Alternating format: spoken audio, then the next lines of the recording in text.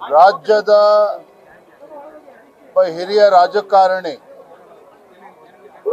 ಒಬ್ಬ ಮುತ್ಸದ್ದಿ ರಾಜಕಾರಣಿ, ಅಖಿಲ ಭಾರತ ವೀರಶೈವ ಲಿಂಗಾಯತ ಮಹಾಸಭಾದ ರಾಷ್ಟ್ರೀಯ ಅಧ್ಯಕ್ಷರು, ಅಜಾತ ಶತ್ರು ಎಂದೇ ಕರೆಯಲ್ಪಡುವ ಹಿರಿಯರಾಗಿರುವಂತಹ ಶಾಮನೂರು ಶಿವಶಂಕರಪ್ಪನವರು ನಮ್ಮಿಂದ ಇವತ್ತು ಅಗಲಿದ್ದಾರೆ. ಅವರ ಈ ಅಗಲಿಕೆ ಈ ನಾಡಿಗೆ ಹಾಗೂ ವಿಶೇಷವಾಗಿ ವೀರಶೈವ ಲಿಂಗಾಯತ ಸಮಾಜಕ್ಕೆ ಒಂದು ತುಂಬಲಾರದಂಥ ಒಂದು ನಷ್ಟ ಆಗಿರುವಂಥದ್ದು. ಶಾಮನೂರು ಶಿವಶಂಕರಪ್ಪನವರು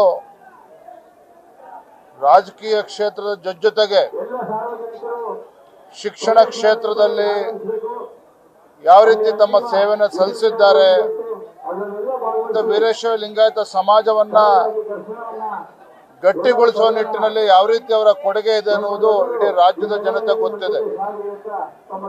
ವೀರಶೈವ ಲಿಂಗಾಯತ ಪ್ರತ್ಯೇಕ ಧರ್ಮ ಎಂಬ ಕೂಗು ಬಂದಾಗಲೂ ಸಹ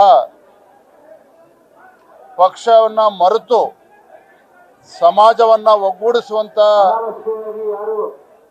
ಕೆಲಸ ಅವರ ನೇತೃತ್ವದಲ್ಲಿ ಆಗಿರುವಂಥದ್ದು.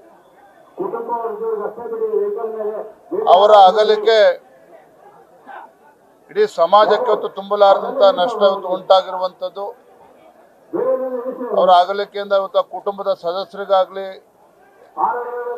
ನಾಡಿನ ಜನತೆಗಾಗೂ, ಸಮಾಜದ ಗಣ್ಯರಿಗೆ ನೋವನ್ನು ತಡಿತಕ್ಕಂಥ ಶಕ್ತಿ ಆ ಭಗವಂತ ದಯಪಾಲಿಸಲಿ ಅಂತೇಳಿ ನಾನು ಪ್ರಾರ್ಥನೆ ಮಾಡ್ತೇನೆ.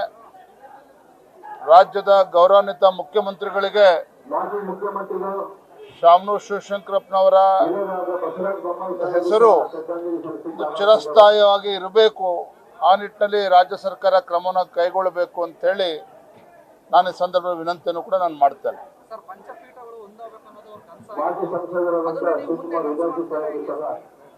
ಮುಂದಿನ ದಿನಗಳ ಬಗ್ಗೆ ಚರ್ಚೆ ಮಾಡ್ತೇನೆ. ಅನೇಕ ಹಿರಿಯರು, ಮಾಜಿ ಮುಖ್ಯಮಂತ್ರಿ ಎಲ್ಲರೂ ಕೂಡ ಒಂದು ಗೌರವನ ಸಲ್ಲಿಸುವ ನಿಟ್ಟಿನಲ್ಲಿ ಎಲ್ಲರೂ ಕೂಡ ಆಗಮಿಸ್ತಾ ಇದ್ದಾರೆ. ಮುಂದಿನ ದಿನಗಳ ಬಗ್ಗೆ ಮಾತನಾಡ್ತೀನಿ.